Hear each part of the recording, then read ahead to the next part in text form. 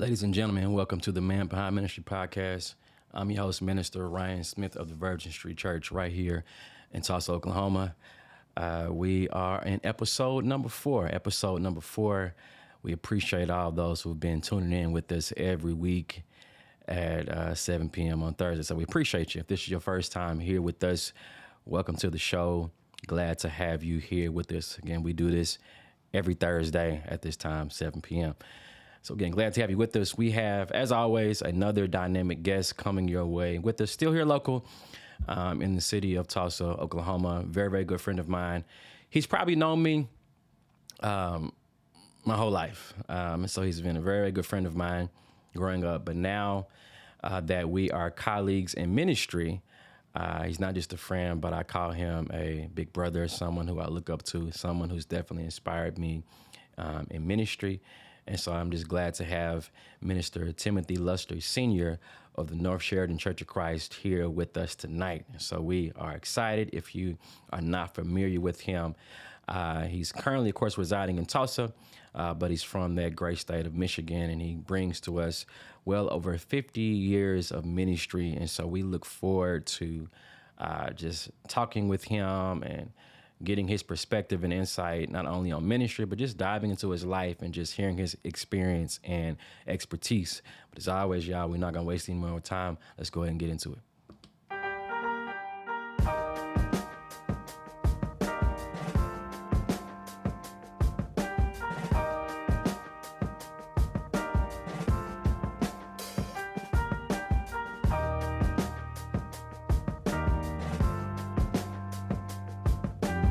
But listen, how you doing? Doing great, man. Great. Really blessed. Great, man. It's glad to have you on. Minister to minister. I know how it is. The calendar is always booked. It's normally full if you're not doing ministry to the church. That's right. I know your family's always, they have their needs, and you got to tend to that as well. But with that being said, we're just so appreciative to have you on, clearing your schedule to take this time to come and just sit down with us. And I appreciate the invitation to be Yes, here and to be a part of this, man. Definitely. Thank you. So I know those who will be viewing this, whether those will be watching live or even those on the replay, everyone's going to benefit just from this sit down. So I definitely appreciate it. Again, this is just a sit down. We're just having a conversation. All right. That's how it is, man. So let's do it. let's jump into it. Let's maximize this moment. All right, number one. I love talking to preachers. Most ministers, they have what's called their call to ministry. Like, you know, what led them to know, hey, this is what I'm supposed to be doing. And so for you, what do you feel was your call to ministry? Kind of describe, what was your call? What got you into preaching? Actually, Ryan, it started when I was about 9 years old. Okay. The first day that my parents took us to worship. Okay. I was about 9 years old. And I was so taken by everything because we had never been to church before. Okay. And so I was so taken by everything and really moved by all that I saw and all that I heard, you know. Yeah. Dr. Roosevelt Wells was our local minister at the time. Okay. And sitting and listening to him was very impressive, for one thing. And during the service, as things were going on, I leaned over and I whispered to my mother, and I said, "Mama, I want to do that." Wow. Just like that. Wow. You know. And for some reason, it was an inspiration I had, you know, to want to preach. Yeah. You know, and from that day, things kind of worked so that my life moved in that direction. Okay. After I graduated from elementary school, going into junior high school, my father approached me one day and he asked me if I would like to go and spend a week or two with my aunt that lived in Mississippi, or would I like to go to school, to ministry school? Okay. And I told him, I want to go to school. Nice. Just like that. Yeah. So he arranged everything. He arranged with Brother Wells to drive me down to NCI. Went down to Nashville Christian Institute. Okay. And that's where I started, really started my ministry, started learning the ministry and following Brother Keeble, and being with him and learning from him, from the experience of being a preacher. Okay. That was the greatest inspiration, that I could have had as a young man. That's awesome. I love that. And the beauty is, I've known you for a while, and I didn't know this about you. Oh, yeah. After high school, I was drafted into the military. Okay. And I spent about 3 years, in the military, and got out from the military. And when I went back home to Pontiac, Michigan, I got with a minister there, and he took me under his wing and helped me to, establish some kind of a foundation for my. Okay. For, what was the congregation there in Pontiac? It was the East Side Church of Christ. Okay. Nice. Yeah. Awesome. So yeah, I didn't know military, but it makes sense now that I look at you. You've always been very structured, very organized, and it makes sense now hearing that. That's awesome, man. I love that. So it's beautiful, and it just helps appreciate not only just your ministry, but just you as a person, kind of seeing just way at the tender age of 9. So that's awesome. For me. I was 15. So for you even start at 9, that's awesome. I like that. I like that. Of course, you are at the North Sheridan congregation. How long have you been there? I've been there now for 22 years. 22 years. That's almost as long as I've been alive. That's awesome. Okay. Those who may not know, of course, that's a mixed congregation, and we know that dynamic can be challenging at times. And so, kind of tell us about that experience, just ministering and pastoring to a mixed congregation. It's really been kind of a continuation from my ministry, because I worked with 4 other congregations before I came to North Sheridan. Okay. And each one that I worked with was basically all African American, except for when I got to San Jose, California. Gotcha. I worked with the congregation there, and we were a mixed congregation with Spanish-speaking individuals. Actually, it was 2 congregations, a Spanish congregation and myself, our congregation. Okay. And we worked with that for almost 10 years in that ministry, and it went very well, very well.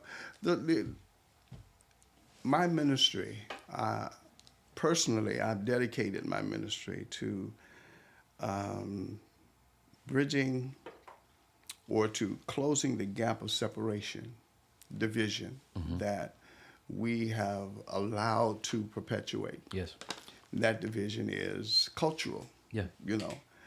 And I have worked in my ministry to try and bring that cultural wall down, to allow us to come together as one, one group. Okay. And so being at North Sheridan has really been a blessing and a learning experience for me, to the extent that it has helped me to really solidify my goal on bringing together our culture, our church culture, so that we look like the one church, and we act like the one church. Some of us are kind of satisfied with being divided like that, and we perpetuate it. Yeah. But I believe God is not pleased with that. I agree, and I think that's very telling, especially considering the history of the city. Yes, exactly. Especially that. Yeah. Yeah. And so it's very much important when we talk about the 1921 race massacre. Right. That's the church, I think, should be the front runner in setting that standard. It really should. Of unity. Good. That's right. I like that. That's I like that. Amen. Beautiful. It seems like when you look at your history prior to getting to North Sheridan, I believe that God divinely was kind of preparing you. That's what I think so too. I really believe that that's pretty much how God was trying to channel me in that direction, because when I came to North Sheridan, I came back to Tulsa. When I left California, I came back to Tulsa, And my plan, I had my personal plan of using Tulsa as a base location because this is where my wife was from. So we just came here, used this as a base location. I was looking around in other places in the South and everywhere for congregations that needed ministers, okay? And so while my looking went on, the North Sheridan congregation's minister had left, and they were looking for a minister. Okay. One of their members told them about me, okay? And so they invited me over to come and speak for them. And that's what I did. And it was at that meeting, that first meeting, that one of the brothers told me, he said, I know why you're here. God sent you to us. Okay. And you've been there for 22 years. And I've been there ever since. Nice. Great stuff. Love it. Love it. Beautiful. It's been a wonderful experience. It really has. And from what I can see, just on the outside looking in, it seems like. Okay. Yeah. Awesome. Love it. The corporate gathering is over. You know, we said that final prayer. We've given our final amen. When you're not preaching, you know, what are you into? What are your interests? What are your hobbies? You know, what's Brother Tim doing when he's not preaching or studying? What's your hobbies? There's not a whole lot that I really do outside of my study. I like playing cards. Okay. You know. What's your favorite card game? Yeah, we play bid whist. Okay. You know, and those kind of games, and have fun with individuals that get into that. You know. Nice. I do that a lot with my brothers. You know, whenever I go home, that's what we do. You know, we play bid whist at the table. You know, and we just enjoy that time, and I enjoy my time with my family. Family man, nothing like it. I really enjoy the time with my family. Nothing like it. Yeah. Nice. Something else I was thinking of when I asked you that, because I know a little bit about you. You're a movie buff. Yeah. You like movies. I like movies. I really do. I remember talking to your wife probably a couple years ago, and you are like me. Y'all love going to the movies. Yeah, we really enjoy doing that. What's your favorite movie? My favorite, right now, my favorite movie has been Black Panther. When I asked you that, something told me that's what you were going to say. Oh, no, really? Nah, it's a good thing. I saw it recently. I want to go see it again because I'll go see a movie multiple times, especially if it's that good. So, so will I.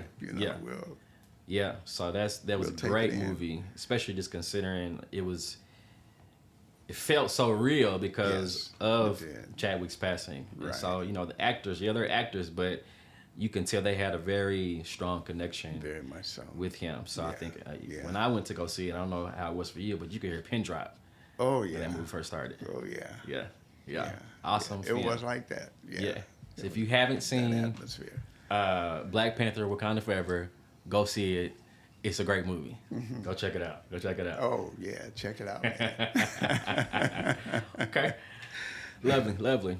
When you talk about ministry, just kind of get into some of the nicks and crannies of it. We know that ministry can be a lonely place.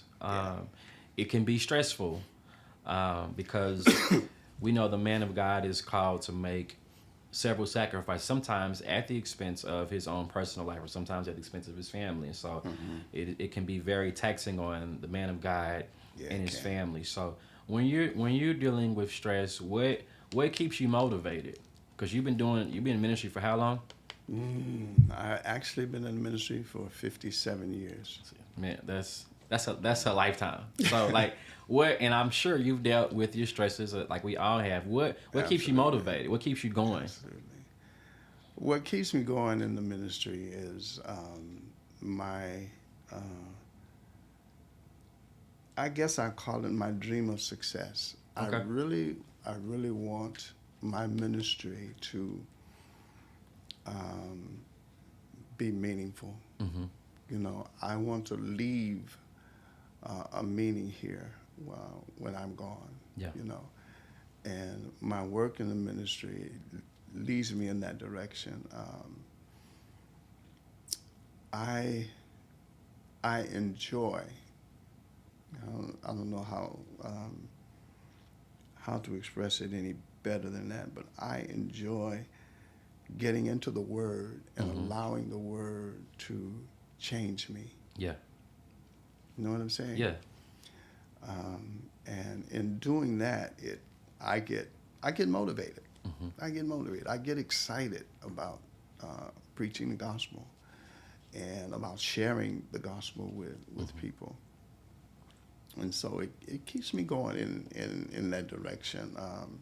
It can be lonely at times because, you know, as a minister, as a preacher, you don't have a lot of friends, you know. But I trust in and I rely on my friendship with Jesus, with the Lord, you know, to give me contentment. Yeah, that may sound cliche, but to us, Yeah, we understand. yeah, really, you know, yeah, it's real, you know. Surely, it's real. Surely, And, I think that's where the songs and the things that we preach and teach about, it's one of those where we have to be the first person that's ministered by the That's word that we teach and preach. Because if that's not the case, then what are we really, you know, making that impact? There you go. That's right. Love it, love it. And it's, Amen. you know, with it being a long place, that's why when I go back to when I first moved back home in 2015, why it was, you know, I was insistent. I wanted you to be a part of my installation because you mean a lot to me, you know. So, Amen. yeah, and it's like you said, with it being a lonely place, people that, you know, of course we trust God. Amen. And I thank Him for giving, you know, even if it's just a handful of people that we can trust. That's you know? it. So I appreciate you, Well, and I believe it's mutual. yes, it is mutual. I really do appreciate Definitely. you, man. And may I say I'm proud of you. Not to be condescending, but I really am. No, I appreciate it's not. I don't feel that at all. I appreciate it. I'm proud of the direction you've taken and where you're going. I really am.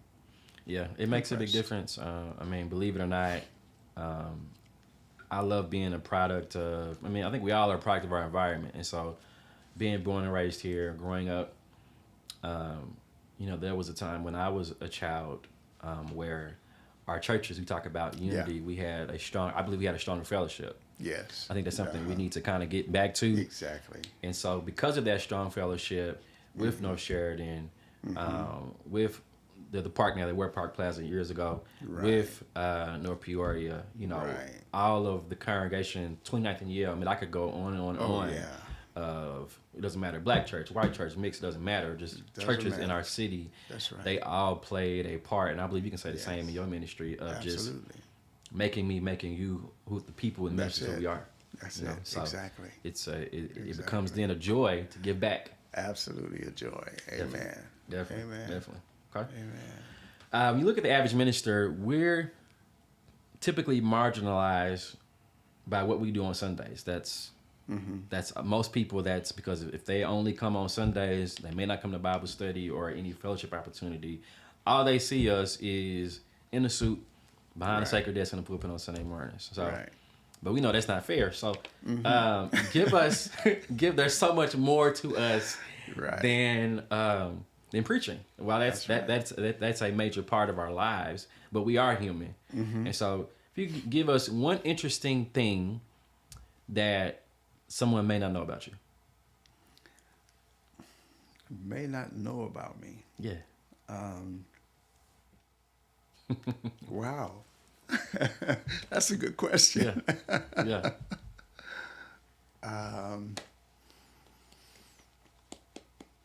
Feel like I'm hearing the Jeopardy? The Jeopardy bells in the back. Let's go back to that one.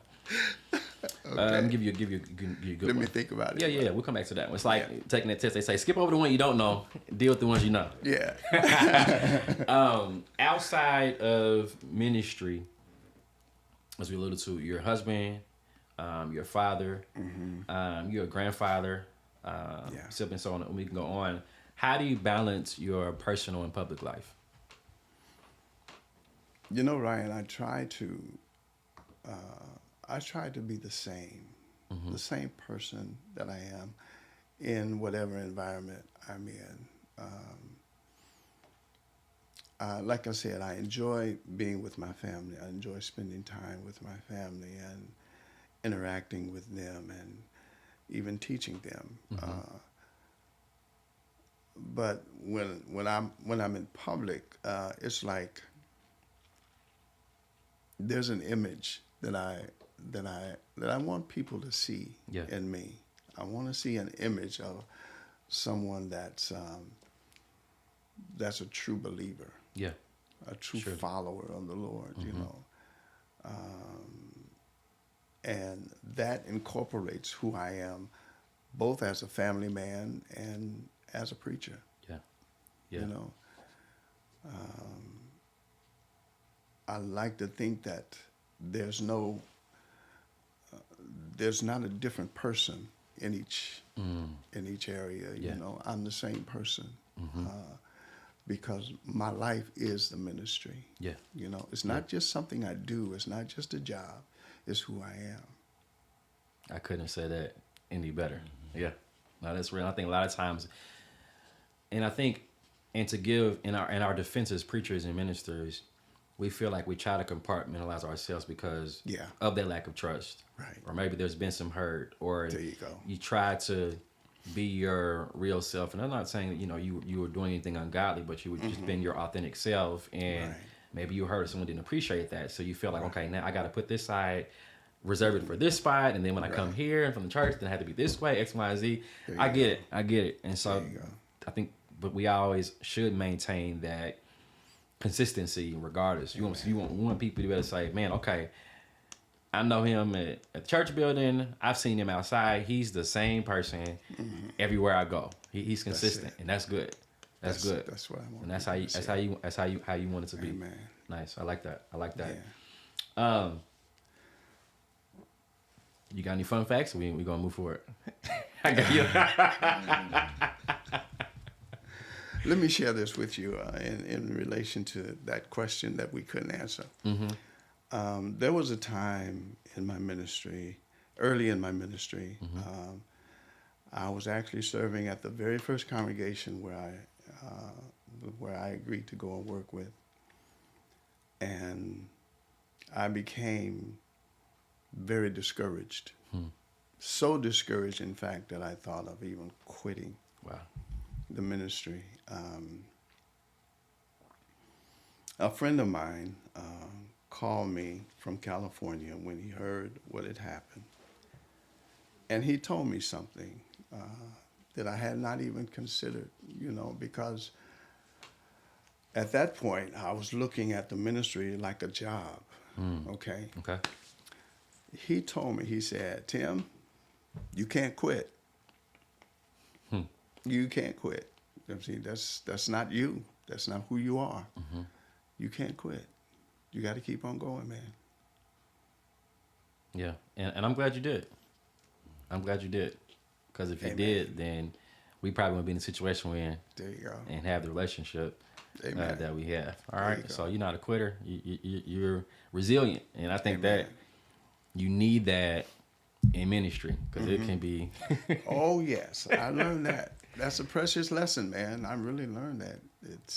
You have to be resilient. You can't. And I think it has to do with how much you trust the Lord. Yeah. In your ministry. Yeah. It's not just you, but it's the Lord. I agree. With you. I agree. I love it. All right. Lastly, again, the whole purpose of this sit down is, there's so many facets to it. We obviously have a relationship. Absolutely. But it's also about just kind of shedding a little light just positively into your life. Because we talk about ministry. Normally when we talk about our humanity, it's always given a negative connotation. And so I wanted to, have this medium, this platform to give a more positive light on us. So there may be some church members watching. There may be some other ministers watching, who I know. Yeah. And so, again, the main goal of this is to improve the relationship between minister and member, between the one who pastors and the people of the body. And so, what's some word of advice you could give to, our members, to the members of the congregation, just on how to handle us? Yeah. If that makes sense. Yeah. I think it's important that members of the church who are striving to be who they ought to be in the Lord, and seeing us as a family. Yeah. I think it's important that members see us as people, Yeah. as a person, an individual, capable of making mistakes, capable of being in error, but always willing to listen, to hear. You know what I'm saying? I think it's important that members accept us as people. And I think it's dangerous when ministers are put on pedestals and are made to be for lack of a better reference, made to be perfect rather than being human. Yeah. You follow? Yes, sir. And I think that would be the greatest advice I think that I would give to anyone that's a part of the church and a part of a ministry, is to see the one that's leading you as a person, a man who's striving to do what you're doing yourself and being who you are. I appreciate that, man. That's said a mouthful. Definitely said a mouthful. No, that's really what it's about. It's no, thanks, right. Just reminding, hey, we are human, and I think every minister, if you've been in the ministry for any extended period of time, you've had that experience where you've had a moment of vulnerability. That's right. You committed a sin because all of us sin and fall short, and we all do. You weren't allowed to be human. Right. Exactly. And exactly. And when you're not allowed that, when you're not given that grace that we're made, I wouldn't say made, but we're encouraged to extend to so many people that we minister to, that we preach to, that we taught. Right. It can be hurtful, and so it's a very, very good reminder. Sure can. Yes, we preach, yeah, we lead, we shepherd, but we hurt, we bleed, we cry, we laugh. That's it. We experience every natural gamut of emotion. There it is. Like everyone else. And so I appreciate that. Amen. My brother, man, it was great. I appreciate you, Ryan. Yeah. Thank you, man. Yes, sir. Thank you for this. We appreciate you so much, man. It was so great to have you on. It's just amazing. You got your outline and stuff here. You don't, you have your skeleton of stuff, your ass and whatnot, but I didn't anticipate any of this. You just never know. You never know what you're going to get. It's like Forrest Gump said, life is like a box of chocolates. You never know what you're going to get, right? Is. That's right. That's right. And so this has been an enlightening experience, man. For me as well. Love it. Amen. Love it. God bless you, man. Yes, sir. Well, that concludes this particular episode. We're just so appreciative again to Minister Luster. Appreciative to those who are maybe tuning in, watching, even those who may watch on the replay. Again, tell somebody about what's going on. This is all about improving the relationship between minister, member, pastor, and people. Again, if you haven't done so already, remember to like and subscribe to this page. That way, when we release content, you'll be the first ones to get it. Until next week, again, every Thursday at 7 p.m. We'll see you next week. Peace.